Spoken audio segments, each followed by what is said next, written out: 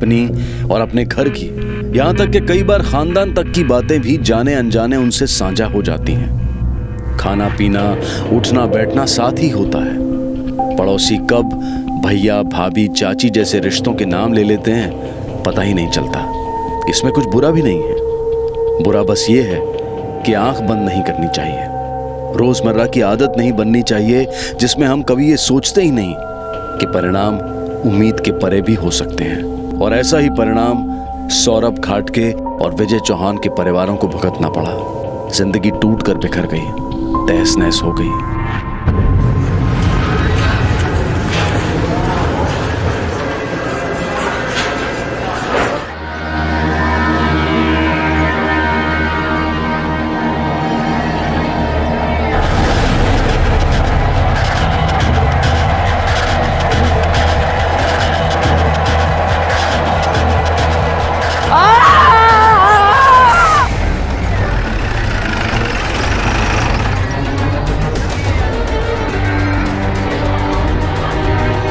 Sir last कुछ 2-3 लगभग 30 की उम्र का आदमी है। यहाँ पे कंस्ट्रक्शन वर्कर है।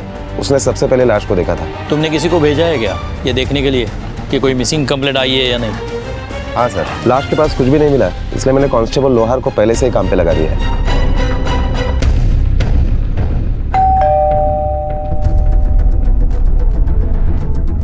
मालती घाट की आप है? जी। सौरभ घाटके की मिसिंग कंप्लेंट आपने की थी। आपको हमारे साथ चलना होगा अभी।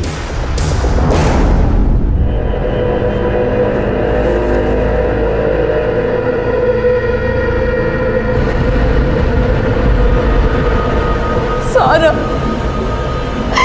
सौरभ, सौरभ।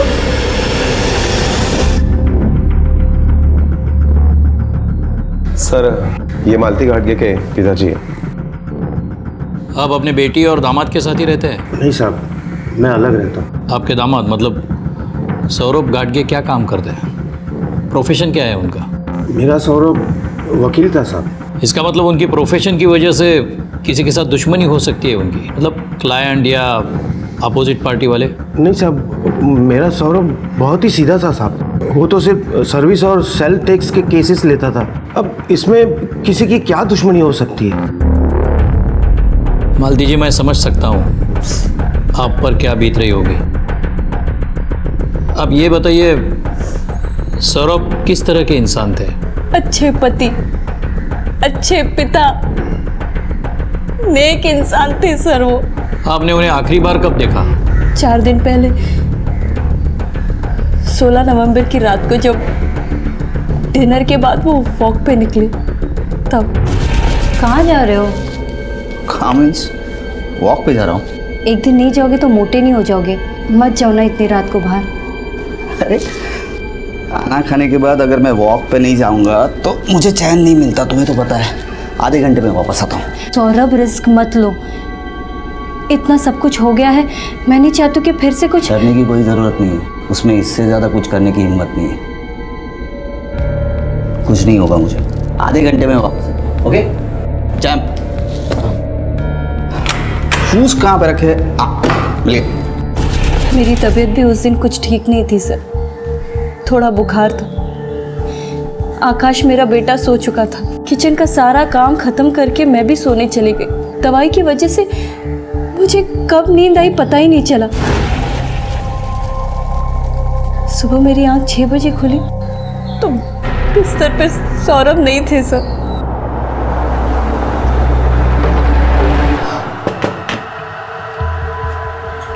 सौरभ, सौरभ,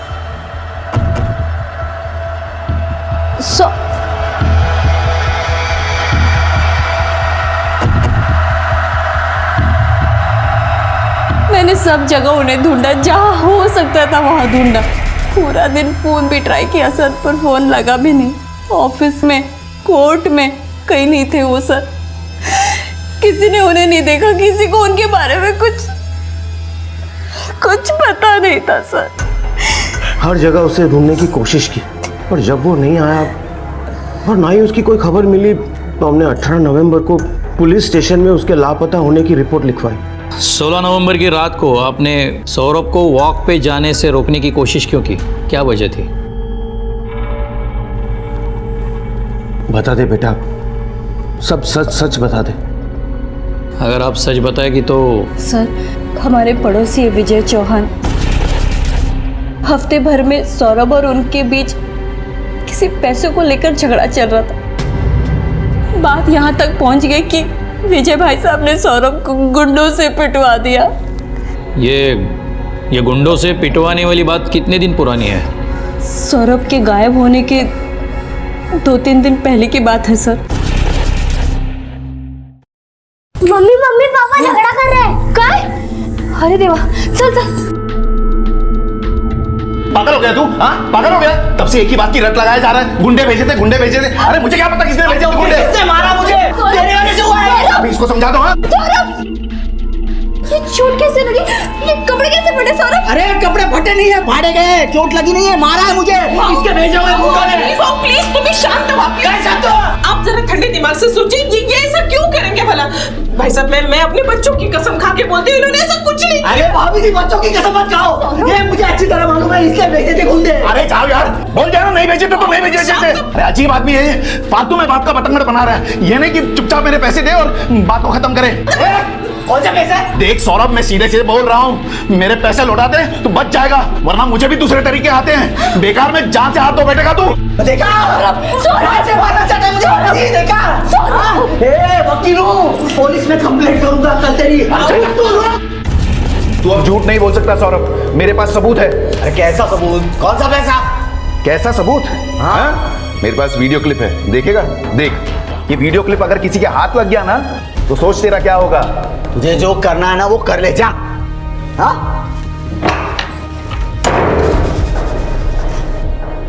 विजय ने सौरभ को वो क्लिप किस में दिखाई थी? Laptop, mobile, camera? नहीं सर, मुझे नहीं पता, मैं नहीं देख पाई, मैं किचन में थी। पर पिछले 5-6 दिनों से विजय भाई साहब और सौरभ के बीच में खूब झगड़े चल रहे थे। आप लोग एक दूसरे को कैसे जानते थे? मतलब आप लोगों का रिलेशन कैसा था? जब से मैं और सौरभ शादी करके आए तब से जानते, 8 सालों से जानते। हम एक फैमिली की तरह रहते थे, पर पता नहीं अचानक ये सब। ठीक है, अब ले जा सकते हैं इन्हें। फिर से बात करनी पड़ेगी तो देखेंगे। जी सर, चलो बेटा, चलो। सुरवे, ये विजय चौहान से पहचान बढ़ाओ, देखो कितना पानी में है। Okay sir.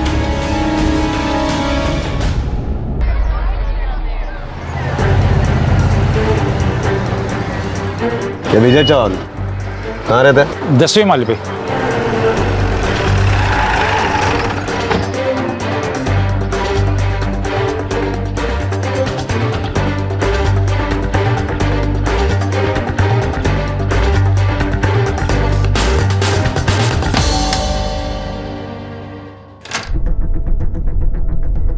विजय चौहान घर पे है, हमें उनसे कुछ पूछताछ करनी है। सर, वो तो घर पे नहीं है। कहाँ गए? वहाँ का पता बताइए। पता नहीं सर, मुझे कुछ बता के नहीं गए हैं वो। क्या हम अंदर आ सकते हैं? जी आइए।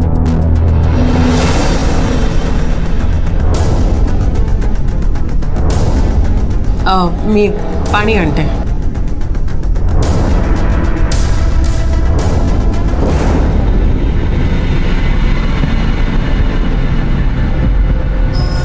आपके द्वारा डायल किया गया नंबर स्विच ऑफ है। सर पानी।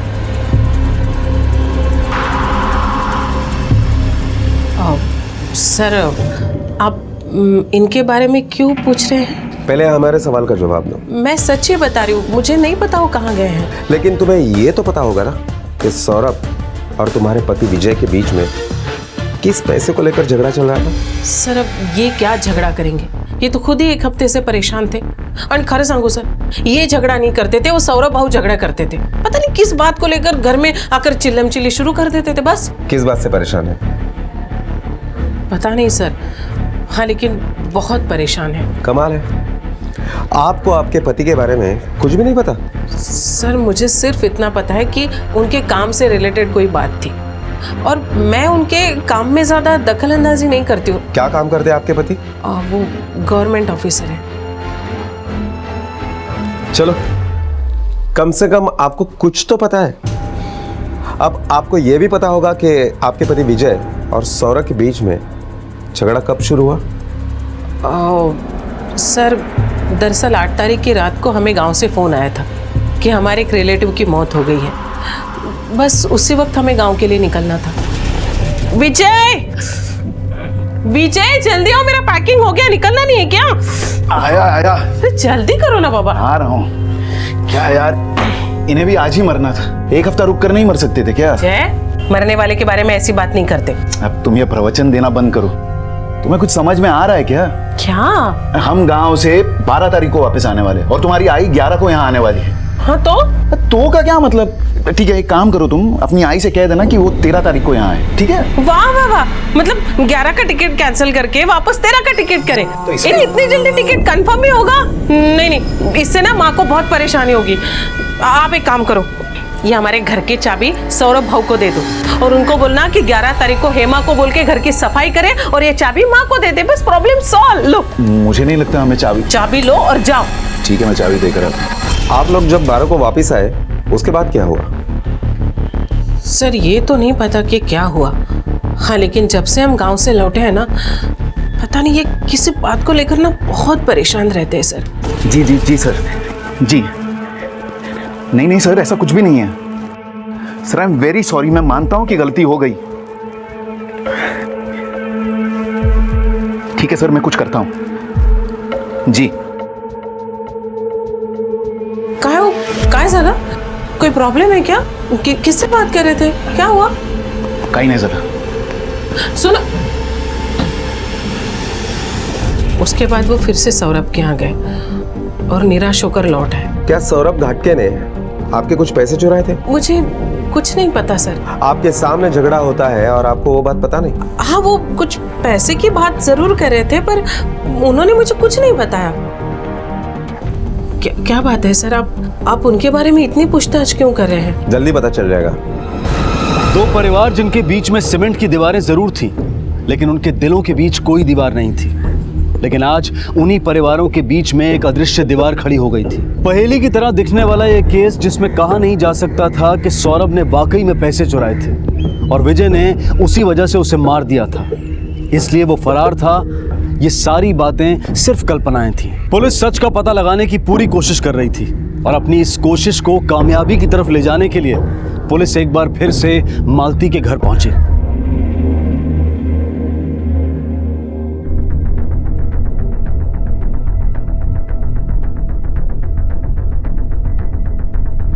सौरभ ने आपको ये नहीं बताया कि विजय ने गुंडे क्यों भेजे थे?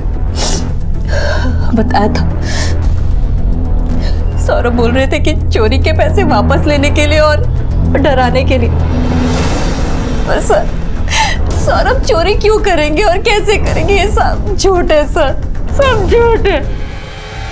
विजय की पत्नी ने हमें बताया कि जब वो गांव गए थे तब उनके घर की चाबी आपके यहाँ छोड़कर गए थे। चाबी हम एक दूसरे के घर पे रखते थे, पर उस दिन रखी थी या नहीं मुझे पता नहीं। शायद मैं उस दिन घर पर नहीं थी। अगर चाबी रखी होती ना तो सौरभ मुझे जरूर बताते। साहब, सौरभ की बॉडी कब तक मिलेगी? पोस्टमार्टम होने दो, सीनियर डॉक्टर की रिपोर्ट आते ही सौरभ की बॉडी आपको मिल जाएगी।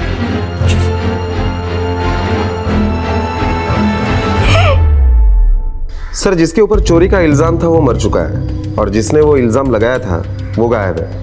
ये कहानी हमें उन दोनों के बीवियों से पता चली है। पता नहीं कौन सच बोल रहा है और कौन झूठ। और पूरा सच कोई भी नहीं बता रहा हो। सर, अगर सौरभ ने चोरी की थी तो विजय ने आकर पुलिस स्टेशन में कंप्लेंट करनी चाहिए थी। बाद में सौरभ की लाश मिलती है और विजय गायब हो जाता है। मुझे तो लगता है कि विजय ने ही सौरभ को मारा है और पुलिस उस तक पहुंचे उसके पहले ही वो फरार हो गया। सवाल यह है कि दोनों के बीवियों को पैसे के बारे में कैसे नहीं पता, क्योंकि दोनों कह रही थी कि उन्होंने सिर्फ सुना था। सर, ये विजय की बीवी, उसे जरूर कुछ ना कुछ तो पता है और वो हमसे छुपा रही है। सुरवे, ये सिर्फ पैसों की बात नहीं है, दोनों की बीवियां झूठ बोल रही है। तूने सिविल में कांस्टेबल को रखा है ना, विजय के घर पे नजर रखने के लिए? यस सर, अगर विजय आता है तो हमसे बचकर नहीं जा पाएगा। और सौरभ के ऑफिस में उसके कलीग से पूछताछ करो, कुछ ना कुछ हाथ लगेगा। साहब बहुत अच्छे और मेहनती इंसान थे सर। किसी के साथ झगड़ा, किसी क्लाइंट के साथ? नहीं साहब, किसी के साथ कोई झगड़ा नहीं था।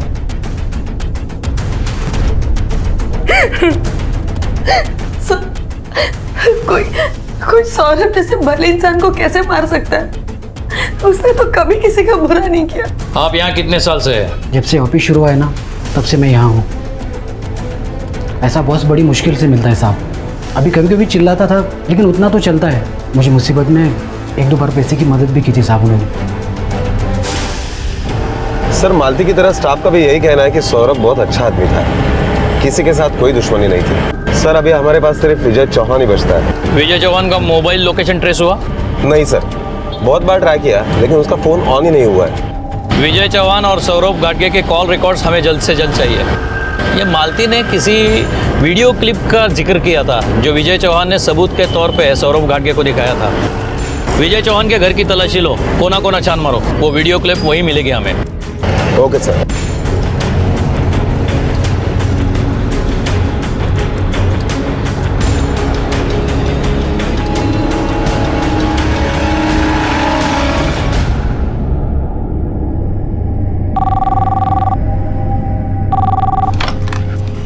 हाँ हाँ ठीक है, भेज दो, मैं देखती हूँ।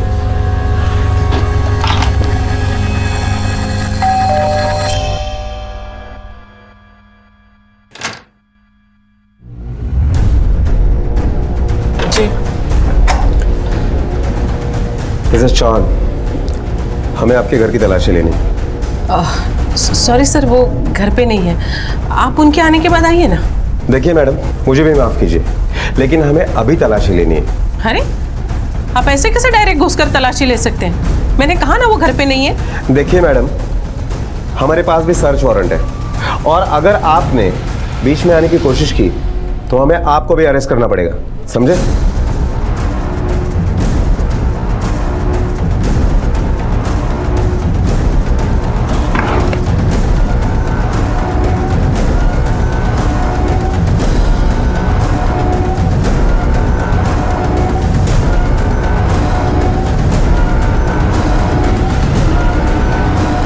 दीदी, मुझे नीचे खेलने जाने दो ना। चुपचाप खड़े रहो, सारे बच्चे नीचे खेल रहे हैं, मुझे भी जाने दो ना। मिसेस चौहान, फिलहाल तो हम ये लैपटॉप लेकर जा रहे हैं। तावड़े, उनकी साइन लो रजिस्टर पे।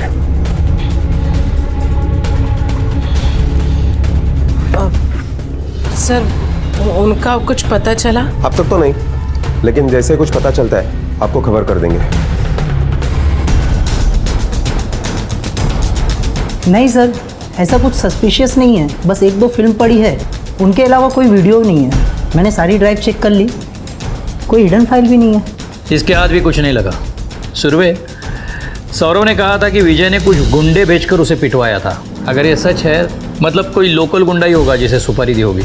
हिस्ट्री शीटर से इंक्वायरी निकालो, और जिसने भी सुपारी ली है उसे उठा लो। Okay sir.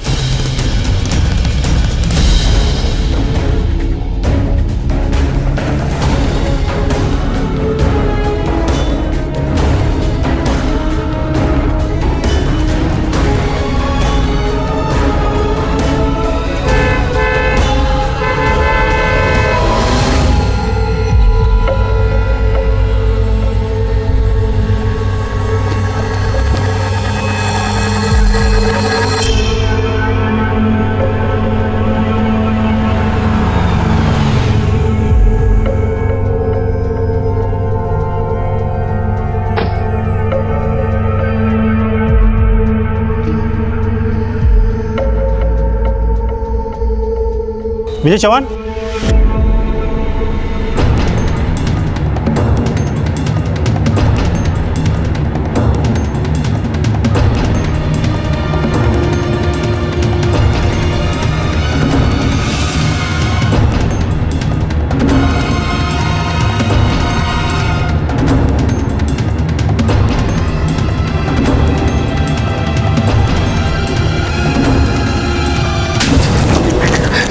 साहब मुझे क्यों मार रहे हो? मैंने क्या किया साहब? जब तूने कुछ किया ही नहीं तो पुलिस को देख के भागा क्यों?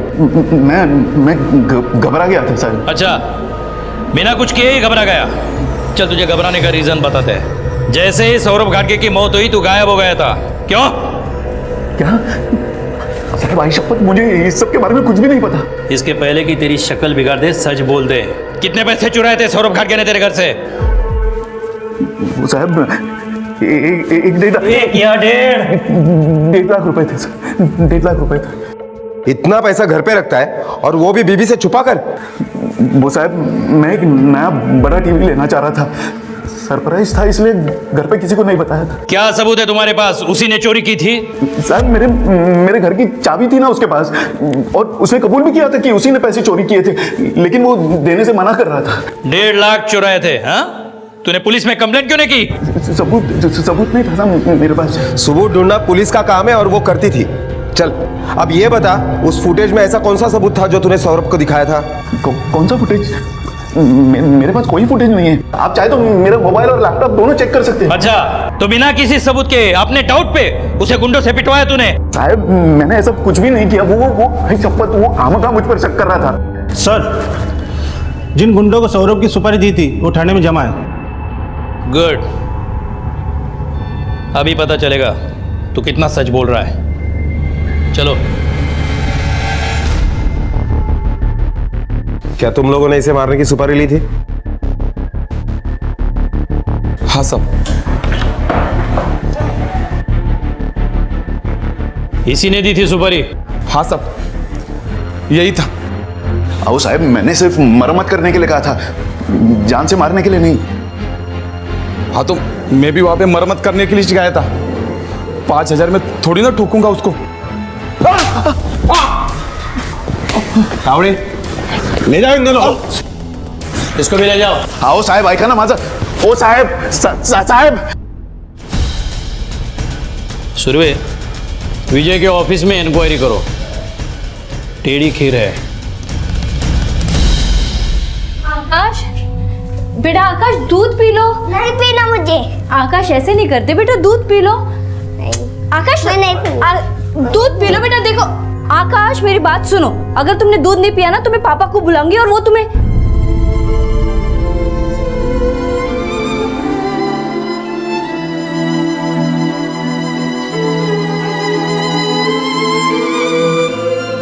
मम्मी पापा आ रहे हैं। बोलो ना मम्मी, कितने देर में आ रहे हैं पापा? आजोबा देखो ना, मम्मी कुछ बोल नहीं रही है, सिर्फ रो रही है। बेटा आ मेरे पास आ।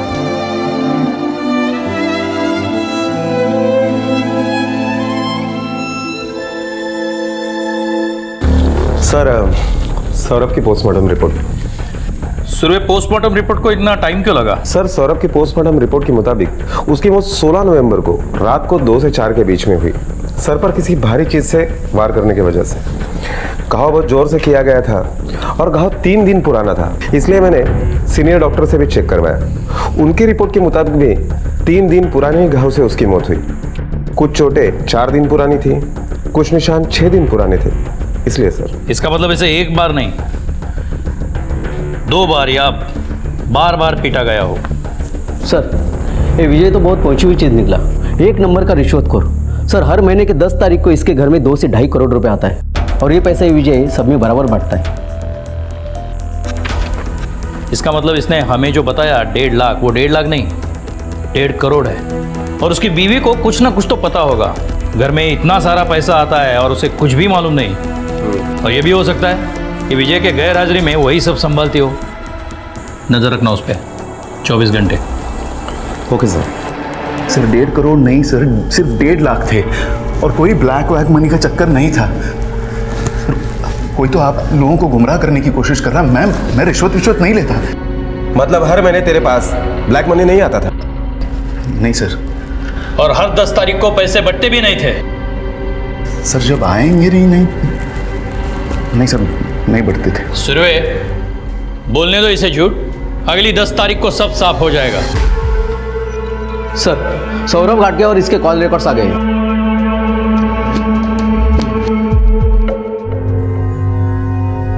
जी जी सर, अभी कुछ ना कुछ तो करना पड़ेगा ना। नहीं मुझे नहीं पता, कुछ भी नहीं पता एक्चुअली उस बारे में। वही तो मैं कह रही हूँ ना सर। हाँ मम्मी, ये पेंसिल से ड्राइंग नहीं हो रही है। हाँ ठीक है, दूसरी दो ना।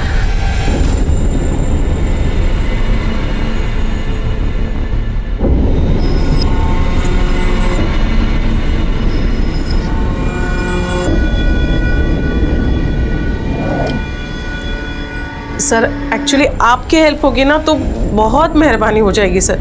हाँ thank you sir, thank you. चलो बेटा रखो इसे, रखो, छोड़ो।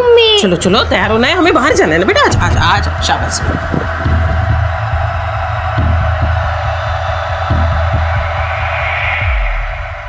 सर 16 नवंबर को विजय ने सौरभ को काफी बार फोन किया और 16 नवंबर की रात से विजय का फोन बंद था। विजय ने बार बार फोन किया होगा तो गुस्से में आकर सौरभ उसे मिलने गया होगा। सौरभ ने पैसे देने से इनकार किया तो विजय ने उसे मार डाला होगा। हो सकता है सर। और ये देखिए सर, 10 नवंबर से विजय के नंबर पर किसी श्रीवास्तव के भी फोन आए हैं। श्रीवास्तव? ये श्रीवास्तव कौन है?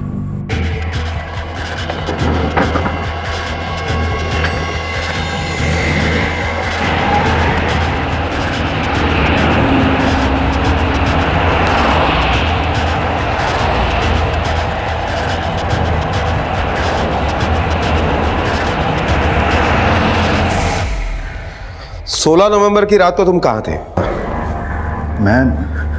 मैं उस दिन घर पर ही था। घर पर ही था तो फोन क्यों बंद था? वो मैंने फोन नहीं देखा होगा इसलिए चार्ज भी नहीं किया। ओ, तो रात को 10 बजे से लेकर सुबह 5 बजे तक तुम्हारा अपने फोन के ऊपर ध्यान ही नहीं गया, क्यों? सर काफी पुरानी और गैर जरूरी बात है। अब मैं ठीक से नहीं बता सकता कि मेरा फोन क्यों बंद था। हर गैर जरूरी बात को ध्यान लगाकर याद करो, वरना हमें याद कराना भी आता है, समझे?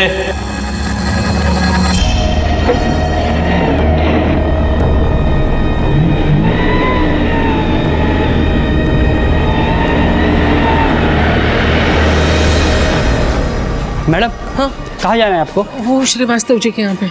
जी 1 मिनट, आप इधर आइए।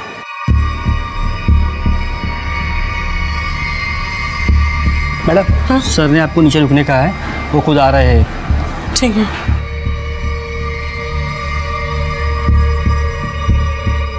सर क्या है? सर मुझे आप आओ इधर आओ और बताओ, यही बताओ, जल्दी बताओ।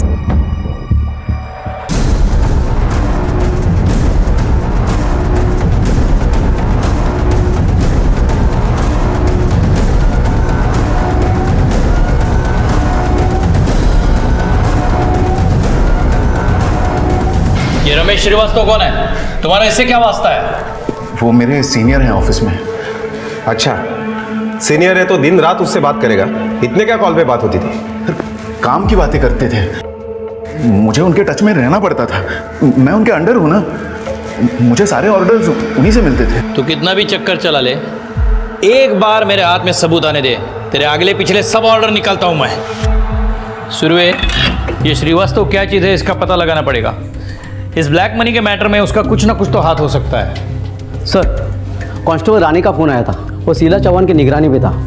उसने बताया कि शीला चौहान उस दिन जोगेश्वरी में मीरा सोसाइटी में किसी से मिलने गई थी। उन दोनों में क्या बात हुई वो तो सुन नहीं पाया, पर कोई बड़ा आदमी था सर। वॉचमैन से उसने पूछा तो उसने उसका नाम रमेश श्रीवास्तव बताया। इस श्रीवास्तव को मिलना पड़ेगा, लेकिन उसके पहले 16 तारीख की और डिटेल्स निकालनी पड़ेगी हमें। चलो।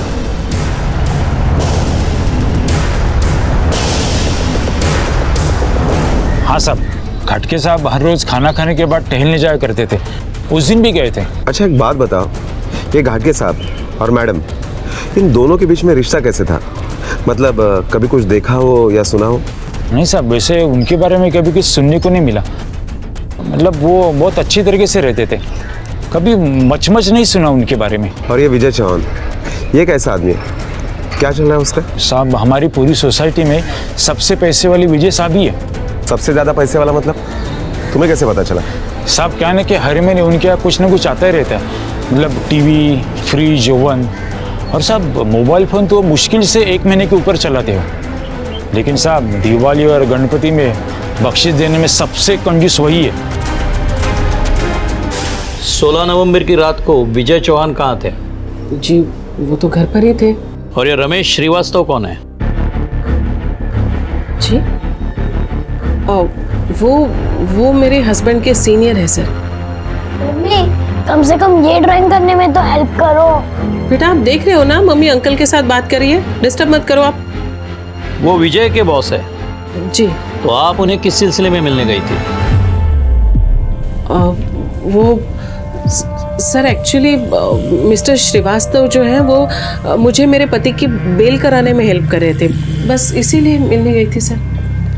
मम्मी देखो ना पापा की पेन नहीं चल रही है। बेटा लाओ बेटा मैं ठीक कर देता हूँ, लाओ।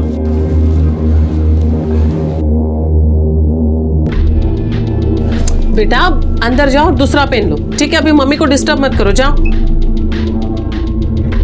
सॉरी सर वो बच्चे। मिसेस चौहान और कुछ है जो आपको लगता है हमें बताना चाहिए? सर मुझे जो कुछ भी पता था मैंने सब आपको बता दिया। ठीक है, थैंक यू।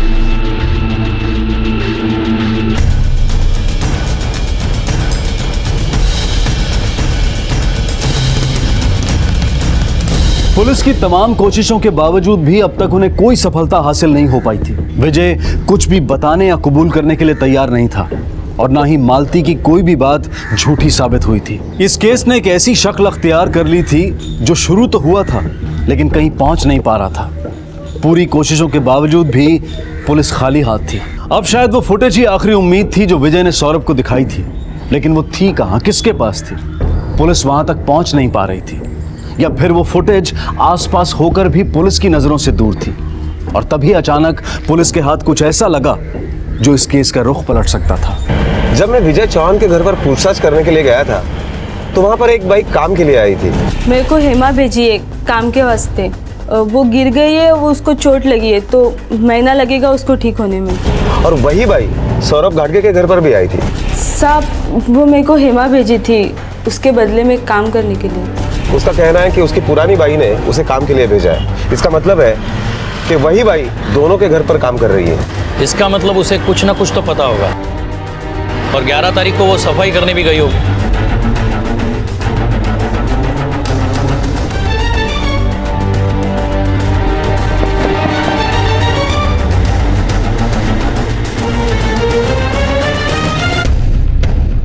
हाँ साहब मैं ही काम करती थी।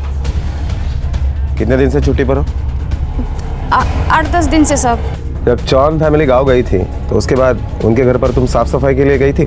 हाँ साहब गई थी। तुम अंदर कैसे गई थी? चाबी थी तुम्हारे पास? चाबी वो घाटगे साहब के पास थी, उन्होंने ही मुझे घर खोल के दिया था। घाटगे के पास चाबी है, तुम्हें कैसे पता चला? साहब वो विजय साहब ने फ़ोन करके बोला था कि चाबी उनके पास छोड़ा है।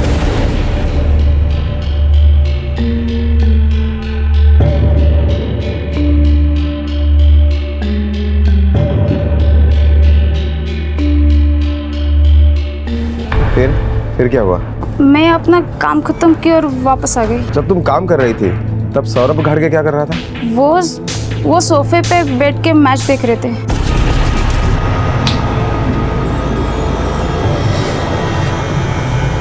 उसके बाद क्या हुआ? उसके बाद कुछ नहीं साहब, मेरा काम खत्म हुआ और उसके बाद उन्होंने घर लॉक कर दिया और हम वहाँ से चले गए।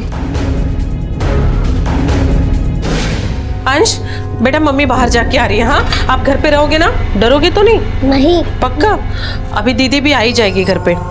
ठीक है, अपना ख्याल रखना। बाय बाय बेटा, टेक केयर। आखिरकार मिस्टर श्रीवास्तव ने आपकी बेल कराई दी। काफी हेल्पफुल है मिस्टर श्रीवास्तव। सर वो सीनियर है मेरे, इतनी मदद तो कर ही सकते हैं। सर मैं अब भी यही कहूंगा कि सौरभ को मैंने नहीं मारा। सर जो भी होगा वो कोर्ट में देखेंगे। चले, थैंक यू सर।